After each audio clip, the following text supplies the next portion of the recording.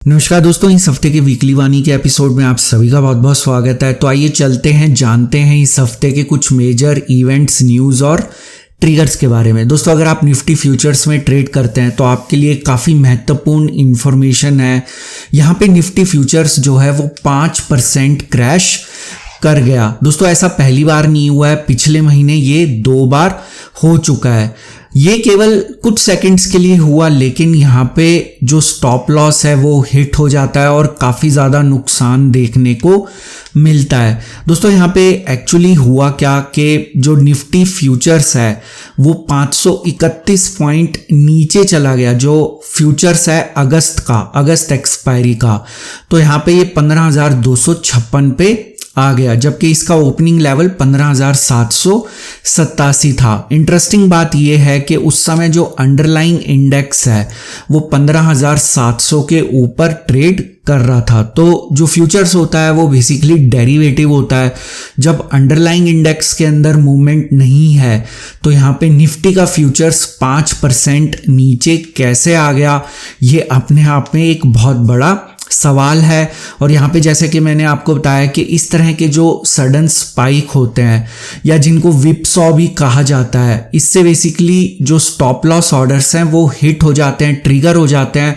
तो यहाँ पे काफ़ी बड़ा नुकसान जो है उठाना पड़ा निफ्टी फ्यूचर्स के ट्रेडर्स को। तो दोस्तों, ये जो मूवमेंट है ये पिछले हफ्ते वेडनेसडे को हुआ और यहाँ जुलाई के पहले हफ्ते के दौरान भी एक इसी तरह का मूवमेंट हुआ था, जिसकी इंफॉर्मेशन जो है मैंने अपने ट्विटर के ऊपर भी आपके साथ शेयर की थी। तो वहां पे निफ्टी फ्यूचर्स जो है वो लाइफ टाइम हाई पे चला गया, 16,546 पे 800 पॉइंट ऊपर, और वो भी 5% से ऊपर का मूव था। जबकि उस समय जो उसका प्रीवियस क्लोज था 15,741 था और निफ्टी इंडेक्स जो है 15,800 के नीचे ट्रेड कर रहा था। तो बेसिकली यहाँ पे दोनों तरफ के स्टॉप लॉस हिट किए जा रहे हैं। जो जुलाई के पहले हफ्ते के दौरान ये वाली मूवमेंट थी ऊपर की तरफ, बेसिकली वहां पे जो शॉर्ट्स थे उनका स्टॉप लॉस ट्रिगर किया गया, और जो इस हफ्ते की मूवमेंट है वहां पे शायद जो लॉन्ग्स हैं उनका जो है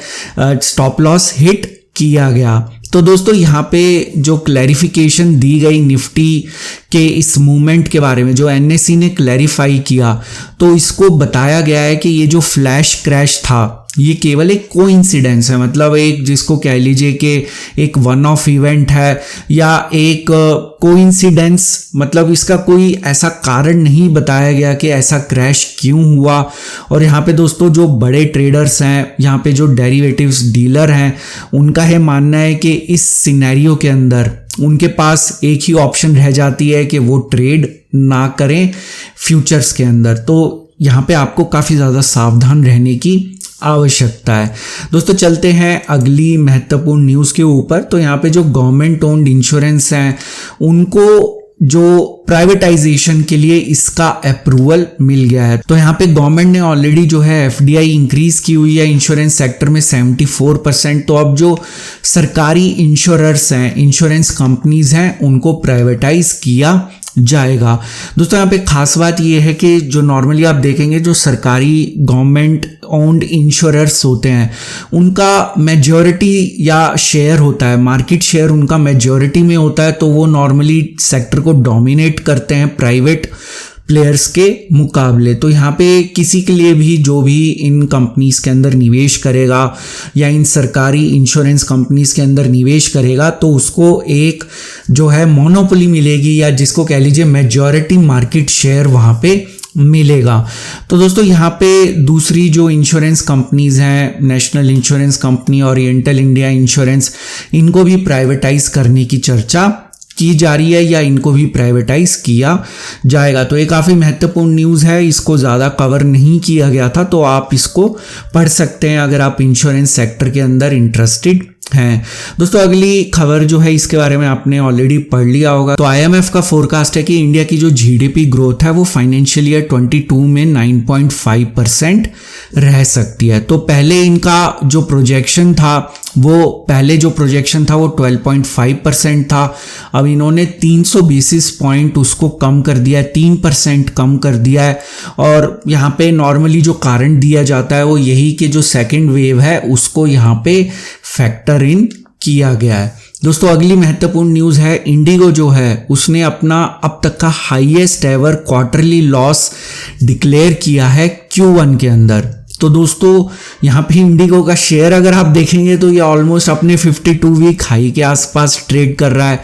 तो यहाँ पे काफ़ी लोग जो है इसका एक एक्सप्लेनेशन देते हैं कि मार्केट इज़ फॉरवर्ड लुकिंग। मुझे नहीं समझ में आता कि इस एक्सप्लेनेशन के पीछे क्या लॉजिक है।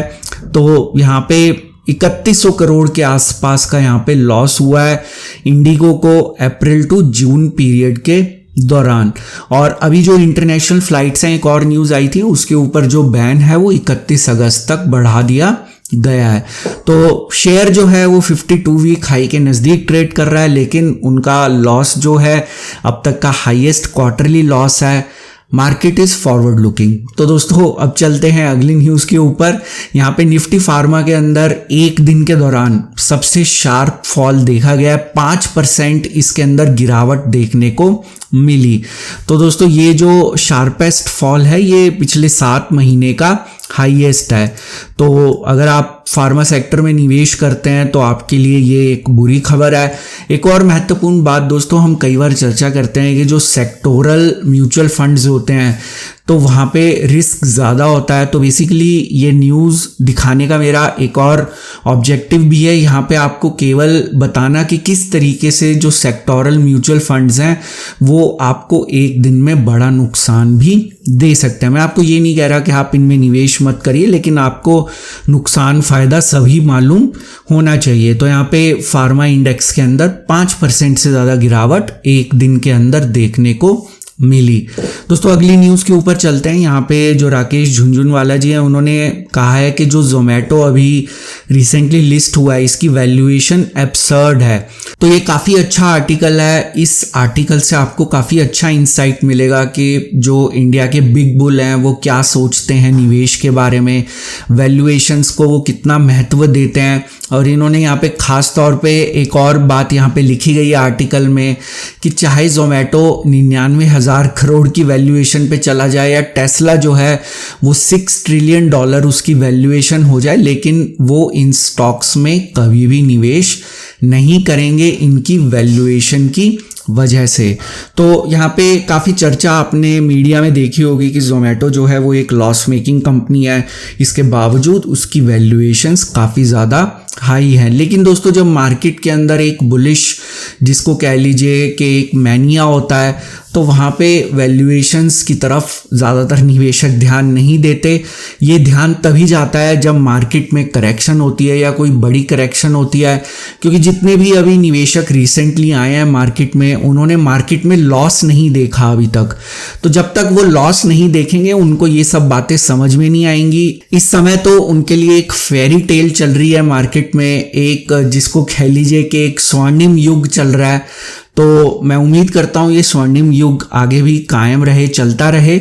लेकिन जो असली समझ है मार्केट की वो तभी आती है जब वहाँ पे लॉस होता है। दोस्तों अब हम चलते हैं यहाँ पे अगली खबर के ऊपर जो कि यूएस से आ रही है। यहाँ पे यूएस की जो जीडीपी है उसने अपना ग्रोथ एस्टिमेट का टारगेट मिस किया है सेकेंड क्वार्टर में। लेकिन दोस्तों साथ ही साथ एक अच्छी खबर ये है कि जो यूएस जीडीपी की ग्रोथ है वो बेसिकली रिसेशन से पहले, जो कोविड-19 का रिसेशन है उससे पहले के लेवल के नज़दीक आ चुकी है। तो यहाँ पे जो ग्रोथ एस्टिमेट था वो 8.5% था, लेकिन यहाँ पे जो एक्चुअल ग्रोथ हुई वो 6.5% हुई। लेकिन ये जो 6.5% है ये कोविड से पहले के लेवल के बराबर है या उससे ज़्यादा है। तो यहाँ पे एक लोअर बेस इफेक्ट होता है, इस वजह से एस्टिमेट 8.5% किया गया था। तो लोअर बेस इफेक्ट को न्यूट्रलाइज करने के लिए इस तरह का एस्टिमेट किया गया था। तो टेक्निकल टर्म्स में 6.5 जो है अभी भी प्री पेंडेमिक लेवल के नीचे है। दोस्तों यहाँ अगली खबर आ रही है चाइना की तरफ से। तो इसके बारे में हम अपने एक डेडिकेटेड वीडियो में भी चर्चा कर चुके हैं कि चाइना अपने आईटी सेक्टर के ऊपर क्यों क्रैकडाउन कर रहा है। लेकिन अब आईटी सेक्टर के बाद चाइना ने एजुकेशन सेक्टर पे भी क्रैकडाउन शुरू किया है, जिससे फॉरेन इन्वेस्टर्स को हिट हुआ है, मतलब उनको काफ़ी नुकसान हुआ है। तो बेसिकली हमने उस वीडियो में जो भी चर्चा की थी कि चाइना उन सेक्टर्स को टारगेट कर रहा है जहाँ पे यूएस या फॉरेन इन्वेस्टमेंट्स हैं। तो जो कारण मैंने उस वीडियो में बताए थे, तो बेसिकली वही कारण आप कोरिलेट कर पाएंगे एजुकेशन सेक्टर में क्रैकडाउन को अगर आप स्टडी करेंगे। तो बेसिकली यहाँ पे उन कंपनीज को टारगेट किया गया है जिसके अंदर फॉरेन इन्वेस्टमेंट है या यूएस का काफ़ी ज़्यादा निवेश है उन कंपनीज के अंदर, या जो वेस्टर्न ट्यूटर्स को हायर करती है। तो अगर आप ये पूरी जानकारी पढ़ना चाहते हैं, इसके बारे में जानना चाहते हैं, तो आप यहाँ पे देख सकते हैं। और जो चाइना के एजुकेशन सेक्टर के स्टॉक्स हैं उनके अंदर ऑलमोस्ट 90% के आसपास गिरावट देखने को मिली। तो चाइना के अंदर जो है कोई अपर या लोअर सर्किट नहीं होता, वहाँ पे आप देख सकते हैं कि जो एजुकेशन सेक्टर के स्टॉक्स हैं उनके अंदर 90% के आसपास गिरावट देखने को मिली। दोस्तों यहाँ पे अब जो चाइना कर रहा है यूएस की कंपनीज के साथ, तो बेसिकली यूएस में भी चाइनीज कंपनी के साथ ऐसा ही कुछ हो रहा है। तो यहाँ पे आप देख सकते हैं कि यूएस में जो लिस्टेड चाइनीज कंपनीज हैं उनके ऊपर क्रैकडाउन शुरू हो गया है। वहाँ पे एक मेजर सेल ऑफ देखने को मिला है चाइनीज स्टॉक्स में जो यूएस के अंदर लिस्टेड हैं। तो यहाँ पे चाइना के अंदर जो यूएस इन्वेस्टेड कंपनीज हैं उन स्टॉक्स के ऊपर सेल ऑफ हो रहा है, और यूएस में जो चाइनीज स्टॉक्स हैं उनमें एक ज़बरदस्त सेल ऑफ हो रहा है। तो ये एक टिट फॉर टैट की जो स्ट्रेटेजी है वो अपनाई जा रही है, और यहाँ पे दोनों देशों के बीच में एक वर्चस्व को लेके काफ़ी जो है लड़ाई तेज़ हो चुकी है। फाइनेंशियल सेक्टर से इसकी शुरुआत हुई है, और अगर आप इसके बारे में पूरी जानकारी हासिल करना चाहते हैं तो इस आर्टिकल को पढ़ सकते हैं।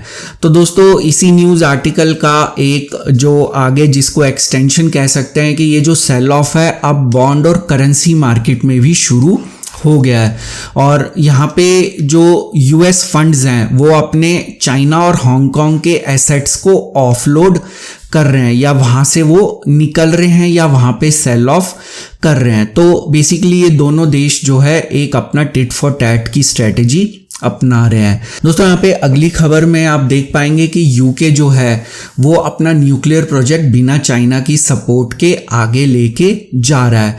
तो यहाँ पे यूके जो है वो ऑब्वियसली यूएस के साथ रहेगा। तो चाइना की जो कंपनी है China general nuclear power Corp, वहाँ पे इस पर्टिकुलर कंपनी को रिमूव किया जा रहा है इस पर्टिकुलर न्यूक्लियर प्रोजेक्ट से, जो कि 20 बिलियन पाउंड का है या 27.5 बिलियन डॉलर का है। तो बेसिकली यहाँ पे जो वेस्टर्न वर्ल्ड है वो यूनाइट हो रहा है, और चाइना जो है वो अपने आप में जो है स्टैंड अलोन बेसिस के ऊपर ये फाइट लड़ रहा है। दोस्तों अगली एक इम्पॉर्टेंट न्यूज़ है, यहाँ पे यूके के हाई कोर्ट ने विजय माल्या को बैंकरप्ट डिक्लेयर कर दिया है। तो काफ़ी इंटरेस्टिंग खबर है। अब यहाँ पे ये देखना इंटरेस्टिंग होगा कि जो इंडियन बैंक्स जिनका पैसा विजय माल्या के पास फंसा हुआ है वो अपनी रिकवरी किस तरीके से करते हैं। दोस्तों अब चलते हैं मार्केट के ऊपर। पिछले हफ्ते मार्केट में -0.58% का रिटर्न देखने को मिला, मतलब मार्केट में गिरावट देखने को मिली। और यहाँ पे जो कारण है वो चेंज होते रहते हैं। किसी एक दिन बोला जाएगा डेल्टा वेरिएंट की वजह से नीचे गई, फिर अगले दिन मार्केट ऊपर गई, तो उसका कारण बताया जाता है कि मार्केट इज़ फॉरवर्ड लुकिंग। तो यहाँ पे हमें रियल कारण मालूम होने चाहिए, जो कि हम अपने चैनल्स पे पहले उनकी चर्चा कर चुके हैं। दोस्तों गोल्ड की जहाँ तक बात की जाए, इसके अंदर थोड़ा बहुत उछाल देखने को मिला इस हफ्ते। और ब्रेंट क्रूड ऑयल की जहाँ तक बात की जाए, काफ़ी लोगों को लगा कि अब ये जो है इसका प्राइस कम आ जाएगा, लेकिन मैंने पिछले हफ्ते की वीकली वाणी में भी बोला था कि ब्रेंट क्रूड का प्राइस नीचे नहीं आएगा, क्योंकि ओपेक कंट्रीज़ ये नहीं चाहते। तो आपने फिर देखा होगा कि ये जो है ऑन क्लोजिंग बेसिस ऑलमोस्ट अपने हाई के नज़दीक पहुंच गया, 76.33 के ऊपर ये क्लोज हुआ है। दोस्तों यहाँ पे कुछ मेजर इवेंट्स की अगर चर्चा की जाए तो केवल एक ही महत्वपूर्ण इवेंट है इस हफ्ते, वो 6 अगस्त को है, फ्राइडे को सुबह 10 बजे जो है वो इंटरेस्ट रेट का डिसीजन आने वाला है। तो यहाँ पे ऐसी संभावना है या ऐसा फॉरकास्ट किया जा रहा है या एक्सपर्ट्स का मानना है कि यहाँ पे कोई भी चेंज नहीं किया जाएगा। लेकिन दोस्तों इस डिसीजन का इम्पैक्ट जो है मार्केट पे हमें देखने को मिलता है। ये डिसीजन आने के बाद मार्केट रिएक्ट करती है, खास तौर पे बैंक निफ्टी रिएक्ट करता है। तो आपको इस पर्टिकुलर इवेंट के ऊपर नज़र रखनी ज़रूरी है। तो दोस्तों ये था इस हफ्ते का वीकली वाणी। मुझे उम्मीद है कि आपको पसंद आया होगा। पसंद आया तो वीडियो को लाइक ज़रूर करिए। आने वाले समय में अगर आप इसी तरह जानकारी से भरपूर और ज्ञानवर्धक वीडियोस देखना चाहते हैं, चैनल को ज़रूर सब्सक्राइब करिए। सब्सक्राइब के ऑप्शन इस समय आपकी स्क्रीन पे विजिबल है। आप नीचे दिखाए गए लाल रंग के सब्सक्राइब बटन को भी दबा सकते हैं। उसके साथ दिखाए गए बेल आइकन को क्लिक करना मत भूलिएगा, ताकि जब भी कोई नया वीडियो अपलोड हो उसकी नोटिफिकेशन तुरंत आपको अपनी ऐप या ईमेल के ऊपर मिल जाए।